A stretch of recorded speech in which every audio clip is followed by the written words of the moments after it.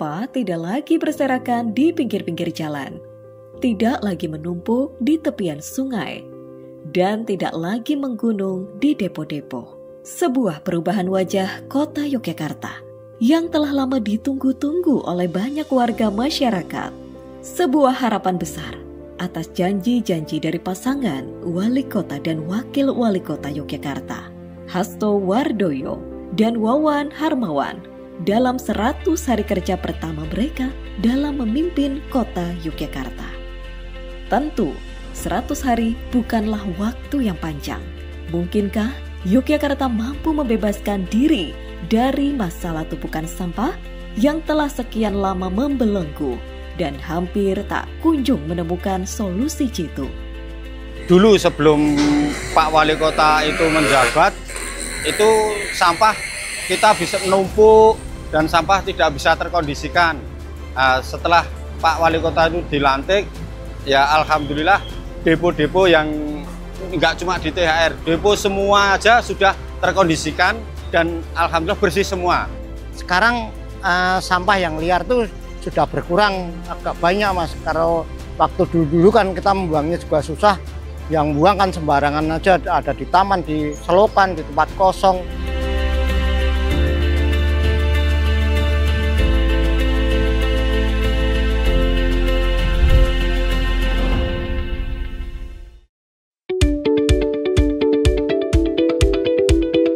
Penuntasan masalah sampah merupakan komitmen Wali Kota dan Wakil Wali Kota Yogyakarta, sekaligus menjadi program prioritas, sebagaimana tertuang dalam program Quick Wins atau program percepatan pemerintah Kota Yogyakarta. Semua bekas untuk depo-depo itu kan akan kita bersihkan semua dalam waktu 100 hari kerja. Ada 46 depo. Nah, setelah dibersihkan, di make up sedikit itu loh. Tempatnya itu di make up, depannya ada tamannya, kemudian kasih saluran air dari PDAM, kemudian bisa di dalamnya ada peresapan. Ada beberapa titik yang akan saya tutup ya. Contoh seperti yang di dekat DPR RRI gitu, itu ya mungkin tidak akan seperti kemarin, karena apa? Itu daerah bagian dari heritage yang di Kota Baru.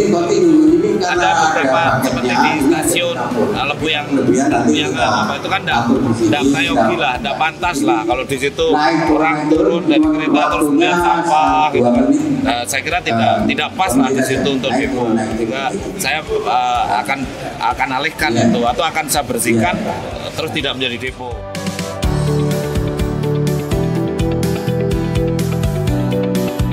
Depo kita harus kami bersihkan dulu sehingga masyarakat bisa buang sampah di depo. Kan kalau selama ini buang liar alasannya depo penuh. Target dari pemerintah kota Yogyakarta kita membersihkan depo semuanya. Jadi kita akan bersih depo semuanya dan nanti juga kita setelah bersih kita juga pasangkan posko di dekatnya. Itu tujuannya adalah untuk menghindari pembuangan sampah sembarangan lagi di luar depo. Sehingga masyarakat sudah membiasakan ke depo yang benar. Terus kemudian di luar depo kita juga memasang 7 titik posko seperti ini, itu di luar depo. Itu untuk memonitor supaya masyarakat tidak buang sampah sembarangan. Jadi diharapkan setelah ada posko ini masyarakat lebih tertib. Tapi juga kita harapan kita sebagai pemerintah juga menghimbau pada masyarakat juga untuk lebih taat atas posisi pembuangan sampahnya. Jadi tidak hanya kalau diawasin, tapi sudah kesadaran masyarakat justru yang kita harapkan untuk bisa memahami.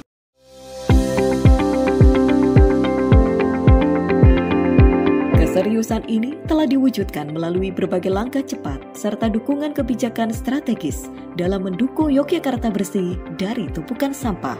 Kami dari Dinas Lingkungan Hidup Kota Yogyakarta memang menjadi salah satu yang istilahnya diunggulkan atau diprioritaskan dalam upaya 100 hari pertama itu, dan di DLH ini yang paling diutamakan adalah pengelolaan sampahnya. Ini yang kemudian kami dari DLH Kota Yogyakarta juga harus membuat strategi, membuat kebijakan terkait dengan bagaimana mendukung quick win dari 100 hari pemerintahan wali kota dan wakil wali kota baru.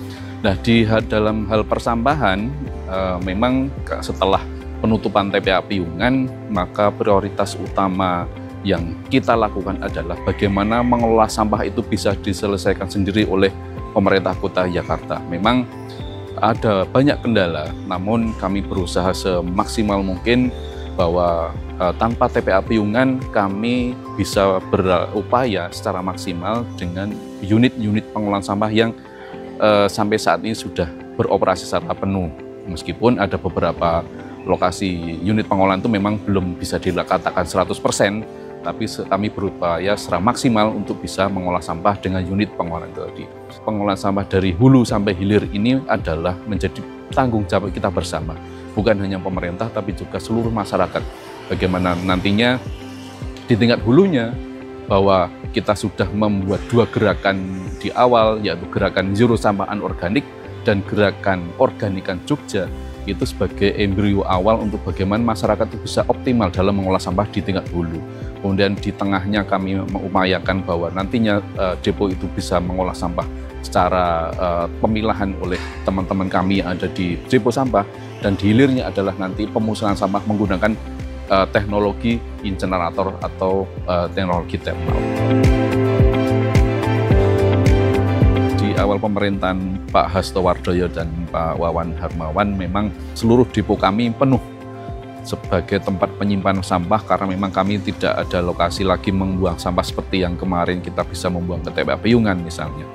Nah, kami berupaya menjalin komunikasi yang baik dengan Pemda DIY yang notabene adalah pemilik TPA Piungan, dan kami mencoba untuk bisa minta izin untuk dapat dibukakan kembali TPA Piungan untuk bisa menampung atau mengolah sampah kami yang selama ini tersimpan di depo. Dan alhamdulillah diizinkan untuk kami bisa membuang seluruh depo sampah yang ada di depo, tapi kami diwanti-wanti bahwa setelah evakuasi sampah dari depo ke TPA itu harus pengelolaannya sudah harus day to day, artinya dalam 1 hari sampah itu harus bisa diselesaikan oleh pemerintah kota sendiri. Baru kemudian kami melangkah untuk yang berikutnya, bahwa pengolahan sampah itu oleh masyarakat melalui bank-bank sampah, kemudian kami di depo sampah mengoptimalkan kinerja teman-teman pengolahan sampah, dan di akhir adalah pemusnahan sampah. Kami ada 14 depo sampah yang sejak awal memang menjadi tempat pemungutan sampah. Tapi bukan hanya depo saja, kami ada 30-an TPS, ya, TPS tempat penampungan sampah sementara yang ada di masyarakat. Jadi totalnya ada sekitar 45 lokasi tempat penampungan yang harus kami kosongkan. Nah, ini kami secara bertahap dalam waktu 2 bulan kemarin memang kita upayakan untuk bisa menyelesaikannya. Memang yang paling kita utama adalah depo atau TPS yang ada di pinggir jalan terlebih dahulu. Baru kemudian selesai kami merambah ke lokasi yang lain. Dan kami setelah semua depo TPS kosong, maka program berikutnya adalah bahwa penampungan sampah ini nantinya hanya menggunakan depo saja. Sedangkan TPS kami hilangkan atau kami kosongkan dan kami kelola sesuai dengan peruntukannya, yaitu pemilahan sampah di tingkat depo sampah.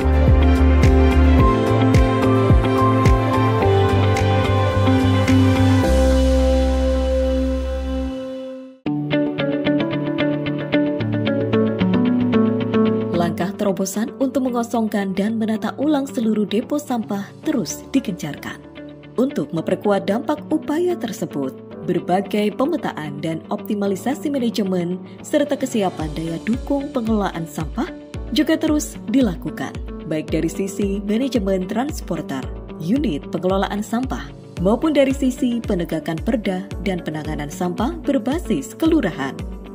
Untuk mendukung 100 hari dari quick win-nya Pak Hasto Wardoyo terkait dengan pengelolaan persampahan, kami juga melakukan koordinasi bersama dengan teman-teman penggerobak sampah yang sudah kita data, sudah kita istilahnya melakukan pendaftaran dan pendataan ulang. Karena sebelum terjadinya darurat sampah istilahnya, sebelum terjadinya penuntutan TPA Piungan, jumlah transporter penggerobak itu hanya 300-an, tersebar di 14 depo yang kita miliki itu tadi. Namun setelah kita lakukan pendataan ulang terkait dengan rencana bahwa nantinya depo itu sebagai lokasi penampungan sampah atau pengelolaan sampah itu tadi, maka ternyata sudah ada 1.170 yang mendaftar sebagai transporter. Saat sekarang memang kita fokusnya adalah bagaimana teman-teman transporter itu bisa mematuhi jadwal pembuangan sampah sesuai dengan jenisnya.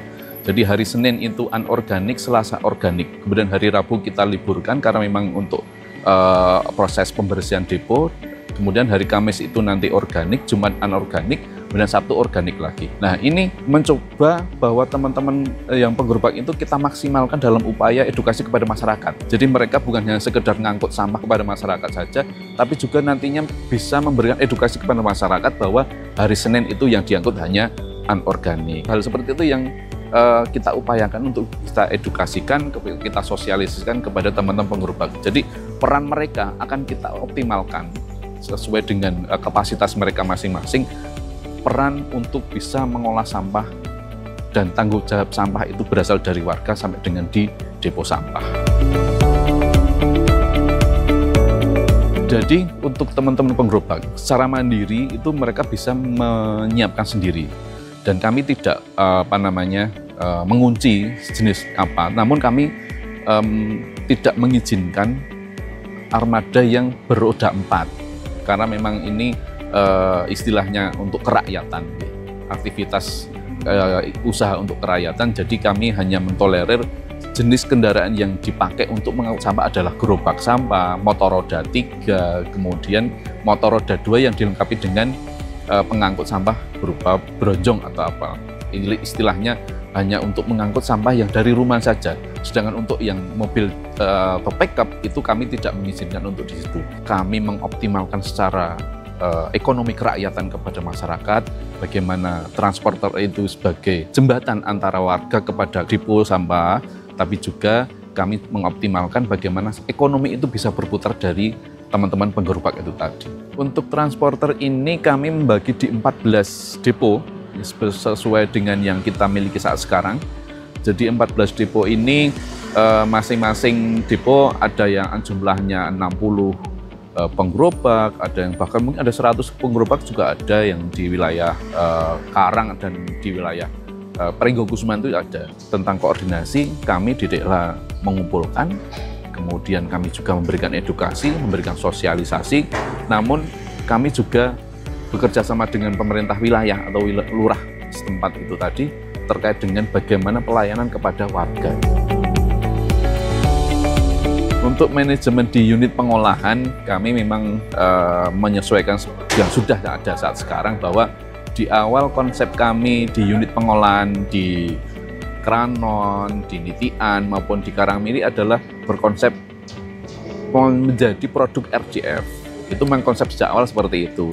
Jadi artinya semua sampah yang terolah di 3 unit pengolahan sampah itu semaksimal mungkin itu bisa menghasilkan produk RJF yang nanti kita kirim ke Cilacap karena kita sudah bekerjasama dengan PT SBI gitu kan. Nah, ini kerjasama ini yang kita lanjutkan, kita terus lakukan karena memang nantinya akan menghasilkan pendapatan asli daerah dari sektor persampahan yang kita kejar seperti itu. Sedangkan unit pengolahan yang lain seperti yang di Giwangan maupun yang di Sitimulyo itu memang lebih ke unit pemusnahan sampah. Artinya semua sampah residu yang dihasilkan oleh masyarakat, kemudian sudah dipilah di depo, sudah dipilah di unit pengolahan di Nitian, Kranon maupun Karangmiri, ini memang dimusnahkan oleh unit pengolahan yang ada di Giwangan dan ada yang di Sitimulyo itu tadi. Bapak Wali Kota yang baru ini kan dari program beliau yang 100 hari itu kan pengentasan masalah sampah semua ya. Untuk dari mulai penggerobak, dari warga tidak boleh membuang sampah sendiri, mandirinya kan sudah nggak ada lewat transporter itu. Kemudian untuk fasilitas ya, kemarin Pak Hasto itu menjanjikan 1 gerobak untuk 1 RW. Sebagian sudah direalisasi, sebagian memang belum karena memang 600 gerobak itu banyak yang harus bertahap seperti itu. Sekarang sampah yang liar itu sudah berkurang agak banyak Mas. Kalau waktu dulu kan kita membuangnya juga susah, yang buang kan sembarangan aja, ada di taman, di selokan, di tempat kosong. Itu kan kalau sekarang udah nggak ada kayaknya, ya masih ada cuman 1-2 aja warga yang ngeyel yang belum punya gabung ke transporter atau gimana kan dia bingung karena memang tidak semua kelurahan sudah memiliki transporter yang penggerobak itu. Tapi untuk pengangkutan alhamdulillah setiap depo itu sudah ada pengangkutan, dimulai dari pagi jam 5 sampai itu kan kalau peraturan kan sampai jam 10, tapi kita jam 6 aja sudah selesai untuk 2 armada Mas. Karena memang depo itu kan hanya untuk transit Mas, bukan untuk menumpuk sampah. Kemarin karena terjadi permasalahan penutupan TPA itu jadinya kan di seluruh depo di kota itu penuh, jadinya ditutup. Nah, disitulah warga kebingungan untuk membuang sampah, akhirnya kan dibuang kemana-mana itu. Dulu sebelum Pak Wali Kota itu menjabat, itu sampah kita bisa menumpuk dan sampah tidak bisa terkondisikan. Nah, setelah Pak Wali Kota itu dilantik, ya alhamdulillah depo-depo yang nggak cuma di THR, depo semua aja sudah terkondisikan dan alhamdulillah bersih semua. Dan selanjutnya itu pembuangan sampah dari transporter itu sekarang sudah lancar, biarpun ada kendala kekurangan armada. Masalah kebersihan di sekitar atau di lingkungan sekitar depo, bahkan di jalan-jalan itu ya Mas ya, itu sekarang sudah terkondisikan semua. Jadi warga-warga yang dulunya buang sampah seenaknya di jalan, berhubung ada program harus kembali ke transporter semua, itu bisa terkendali semua Mas. Bisa terkendali dan sekarang 99% itu aman, tidak ada sampah-sampah yang di luar atau bahkan sampah liar.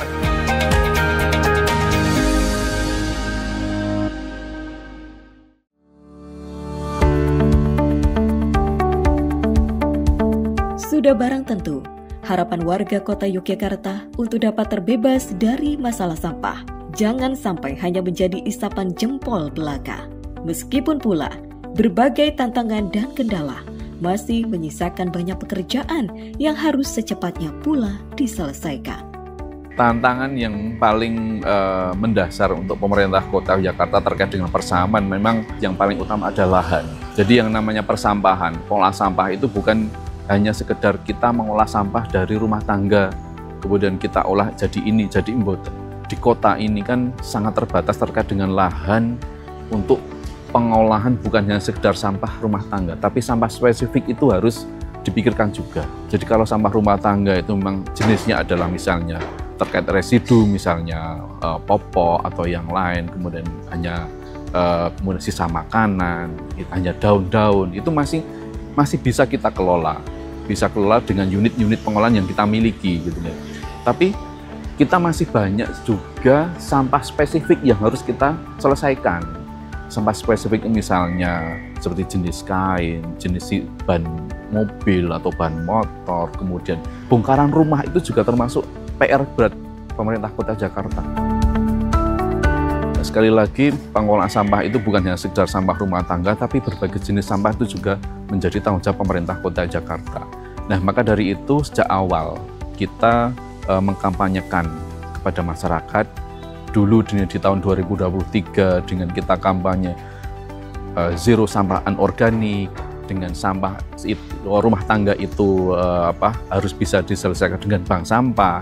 Itu satu hal yang selain bisa mengurangi sampah yang berasal dari rumah tangga yang anorganik, tapi juga bisa menghidupkan organisasi atau menghidupkan bank sampah yang sudah ada di tingkat RW. Sekarang sudah ada sekitar 700 bank sampah di kota Jakarta. Kemudian gerakan yang kedua yang kita cetuskan kemarin adalah gerakan Organikan Jogja yang kita buat di tahun 2024 kemarin. Masyarakat memaksimalkan bantuan dari kami yang berupa biopori.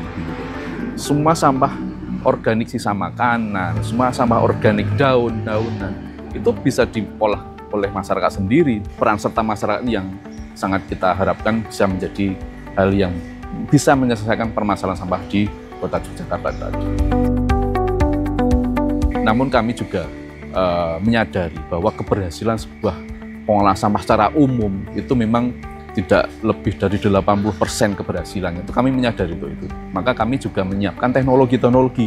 Selain kami saat ini mengoptimalkan mesin RDF yang di unit-unit pengolahan, maka kami juga berupaya dan bekerja sama dengan teman-teman di perguruan tinggi untuk bisa nantinya teknologi yang tepat di kota Jakarta seperti apa. Teknologi yang nantinya bisa membuat sampah itu bisa bermanfaat untuk masyarakat. Entah itu menjadi energi, entah itu menjadi kemudian bisa dimanfaatkan oleh masyarakat menjadi pupuk misalnya. Ini yang kita kerjasamakan pada perguruan tinggi yang ada di Jogja. Kami disambut dengan baik oleh teman-teman perguruan tinggi.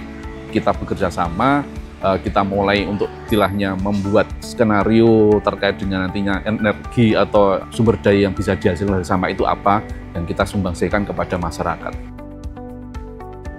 Kendala kita itu kalau kita menyuruh warga yang dari arus bawah ya Mas, dalam arti dari warga ke warga itu kita memang mintanya itu harus sudah dipilah-pilah Mas, tapi kenyataannya warga belum bisa maksimal kalau untuk masalah pemilahan itu.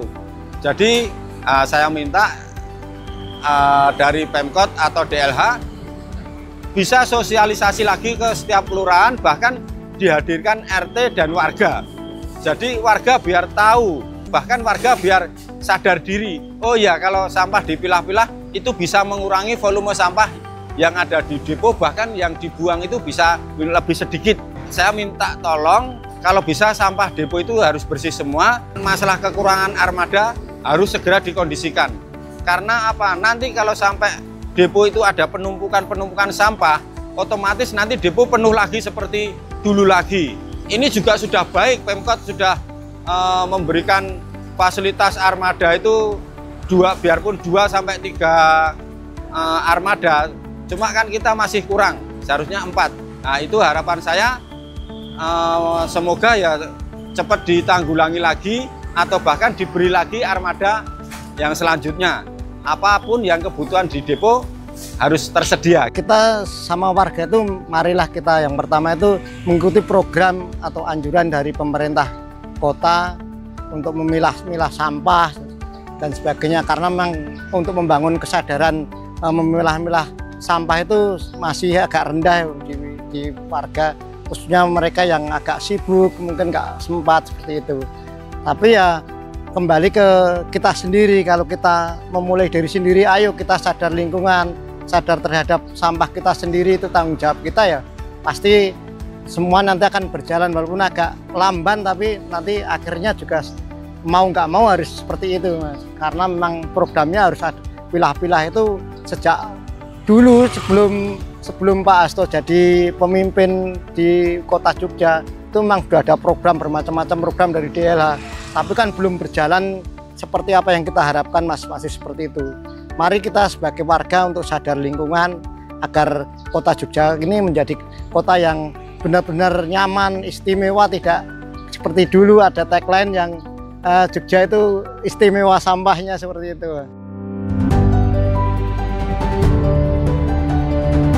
Pengelolaan sampah di Kota Jakarta memang saat ini masih belum optimal dalam hal pengelolaan sampah di tingkat akhirnya. Namun kami pemerintah Kota Jakarta berupaya secara maksimal bahwa teknologi-teknologi yang saat ini ada di unit pengolahan saat ini sudah berjalan, kami padukan dengan optimalisasi yang dilaksanakan oleh teman-teman transporter atau penggerobak yang ada di depo-depo sampah.